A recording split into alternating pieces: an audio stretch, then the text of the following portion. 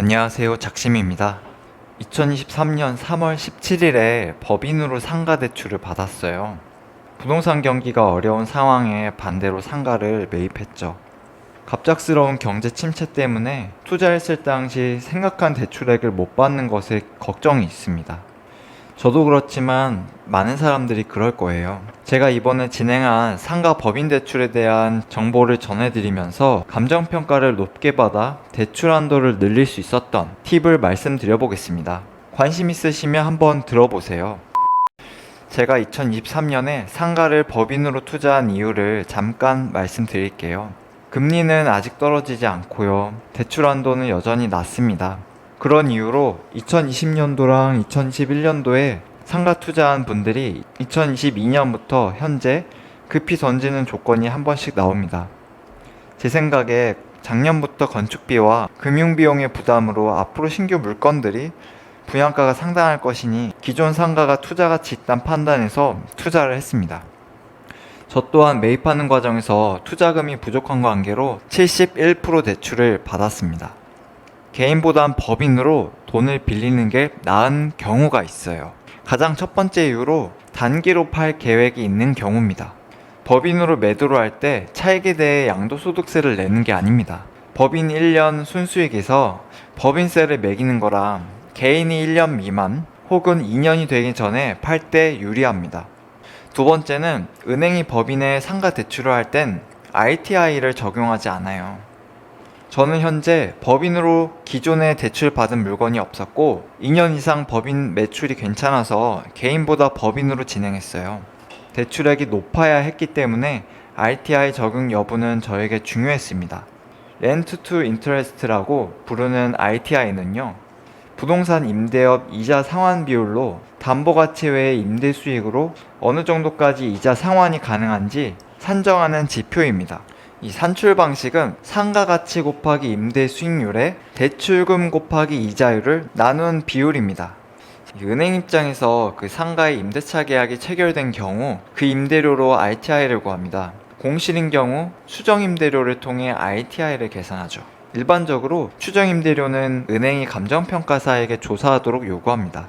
공실 상가의 경우 감정평가서에 추정 임대료를 통한 수익가액을 구해서 은행에 보내주는 서비스를 하고 있어요.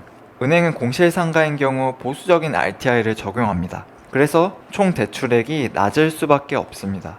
임대사업자를 내신 분들도 대출받기 위해선 개인 특정 업종의 사업자를 내셔서 직영으로 쓰는 식으로 대출을 받습니다. 은행은 임대사업자보단 아무래도 직영으로 쓰는 분들에게 대출을 조금 더 해줍니다. 저는 법인이긴 하지만 이 상가에 당장 임대가 들어오지 않을 거라 사무실 용도로 직접 쓰고 있으려고요. 문에 임대 주인 직접 붙여놓고 임차인이 쓰겠다 들어오면 비울 생각입니다. 제 기준에 괜찮은 임차인이 들어온다면 어서오세요 하며 공간을 내줘야죠. 하지만 법인으로 대출을 진행하면서 단점도 있었습니다.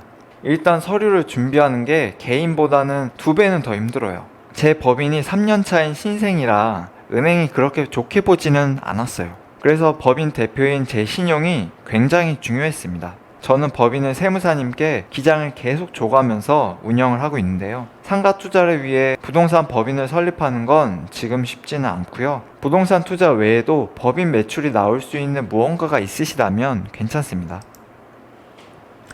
요즘 은행 대출 한도가 63% 정도 나오는 것이 현재 상황입니다. 전 이번에 제 부동산을 좋게 보는 감정평가사 덕분에 71% 대출을 받을 수 있었습니다. 대출을 진행할 때 은행이 평가사에게 탁상 감정을 맡기게 되는데 이 금액이 좋게 나와져서 한도가 많이 나왔습니다. 높은 감정가를 받지 못했다면 잔금을 치르지 못하니까 물건을 포기해야 할 수도 있었어요. 감정평가사분들 중 거북섬 상가를 좋게 보시는 분이 계셔서 무사히 진행할 수 있었습니다. 사람들이 대출 받을 때 신경 안 쓰는 부분이 있다면 감정평가입니다. 보통 부동산을 매입하면서 부족한 돈을 은행에 먼저 찾아가 빌립니다. 부동산 대출은 은행이 부동산 매매 계약서와 대출 신청자의 정보를 받아서 신용 조회하는 동시에 감정평가사에게 감정을 받아봅니다.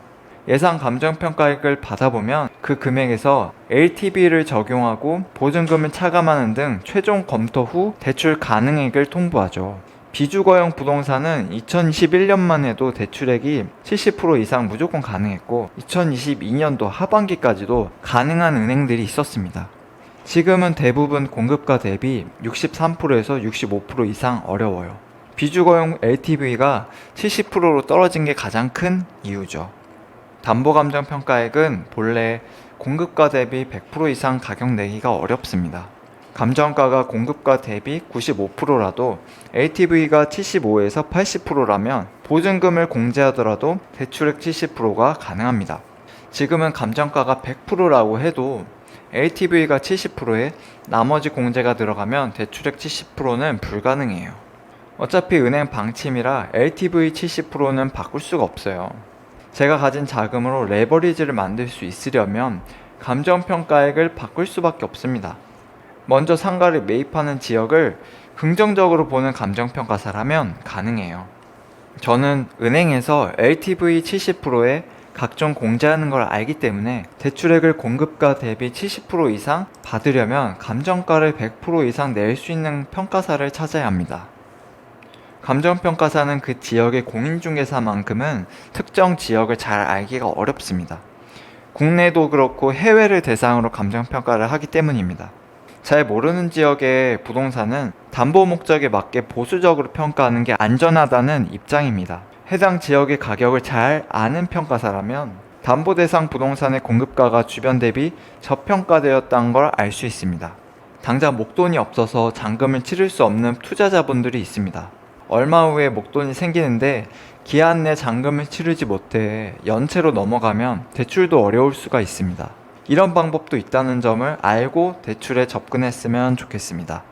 오늘은 상가를 법인으로 대출받는 이야기와 부동산 물건은 좋으나 당장 잔금 치를 투자금이 없는 경우 한도를 높이는 방법을 전해드렸습니다. 정리하면 법인은 양도소득세가 없기 때문에 단기로 매도할 계획이라면 법인으로 명의를 하는 게 좋을 수 있습니다. 아까 말씀드렸듯이 부동산 법인은 부동산을 매입해서도 금방 팔 수 있는 게 아니다 보니 부동산 투자 외에 다른 수익이 있으셔야 해요. 무조건 법인 투자가 좋다는 식의 접근은 좀 어렵습니다.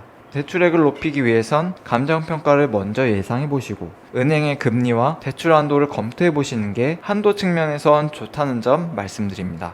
오늘은 여기까지 준비했습니다. 시청해 주셔서 감사합니다.